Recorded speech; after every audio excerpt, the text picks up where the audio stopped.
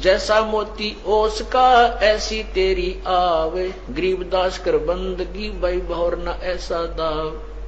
ऐसा दाव, ऐसा मौका, ऐसा चांस मनुष्य शरीर, और फिर ये तत्व ज्ञान, और अब भी तुम पीछे रहोगे।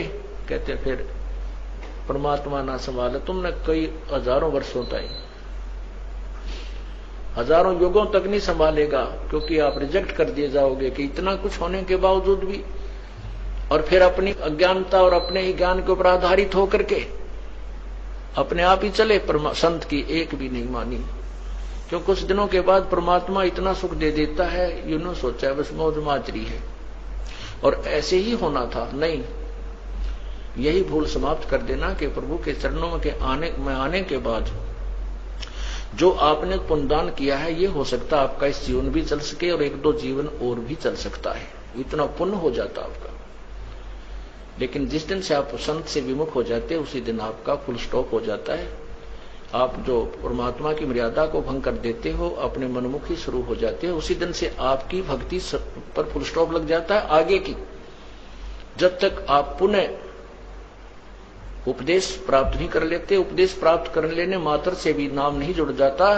परमात्मा कहते हैं इन बातों क्या पाइए कर सतगुर नजर निहाल, राजी कर सतगुर रूठे नू।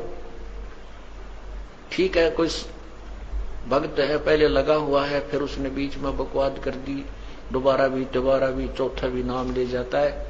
जब तक इस दास हृदय से उसको उपदेश नहीं देता, तब तक उसका पुनर्नाम सब नहीं जुड़ पाएगा। ये मेरे बस की बात नहीं, ये परमात्मा की ही प्रेरणा अंदर से होती है। नाम अवश्य दे दिया जाता है, क्योंकि हमारा स्वभाव है कि हो सकता है ये बालक फिर सुधर जाए, बच्चा भगवान का। तो इसलिए कहते हैं राजी कर सतगुरु रूठे नो, यानी अपने सतगुरु, मान ले आपसे गलती हो जाती है, सतगुरु क्यों रुष्ट होते हैं?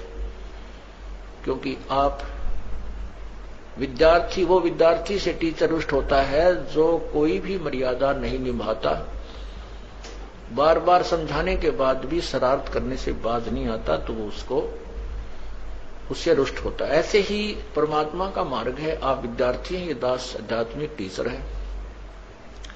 आपके हित के लिए आपको समझाया बुझाया जाता है, गलती करते हो आपको धमकाया भी जाता है, आपके भविष्य को मद्देनजर रखते हुए। निदास का कोई लेन देन नहीं।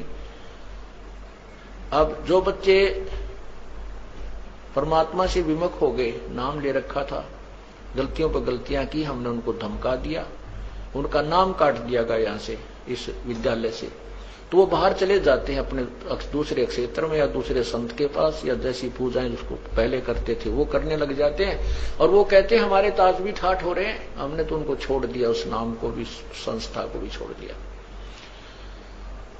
और कहते हैं अब हमें कोई हानि नहीं हो रही है। पुण्यात्माओं, आप जब तक आपका नाम जुड़ा है, आप कोई गलती करते हो, परमात्मा आपको झटका देता है एक आधा हल्का सा, ताकि तुम सुधर जाओ, सावधान हो जाओ, आगे गलती ना करो। और जब यहां से विमुख हो जाते हो, आपका नाम कट जाता है, आप चाहे सत्संग में भी आते रहोगे, परमात्मा आपको स्वीकार नहीं करता है, तो फिर आपके ऊपर झटके नहीं आएंगे, आपको केवल वो काल पुण्य देगा जो आपका दे रखा है।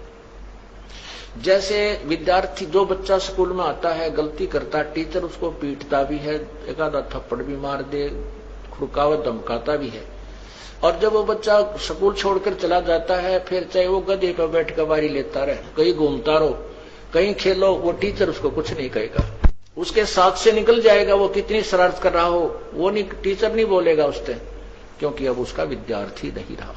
इसी प्रकार जो अनजान व्यक्ति यहां से चले गए, उनको पूर्व जन्म की जो यहां रहते हुए और इस जन्म में भी जो पुण्य किए, भक्ति की, वो काल उनको अवश्य देगा, और उसके कारण वो ठाठ करते नजर आएंगे, और हो सकता है इस जीवन में कोई हानि भी ना हो, क्योंकि उनको पीटेगा नहीं अध्यापक, क्योंकि वो अब विद्यार्थी नहीं रहे और अपना जीवन बर्बाद कर रहे हैं। फिर मजदूर लगेंगे जो विद्यार्थी विद्यालय छोड़कर चले जाते हैं टीचर के धमकाने खुरकाने से, तो वो सफल नहीं हुआ करते। तो इसी प्रकार हमने उस परमात्मा की भक्ति करनी है। तो क्या कहते हैं, माया हुई तो क्या हुआ, तू भूल रहा नरभूत, पिता कहेगा कौन को जो वैसा का पूत।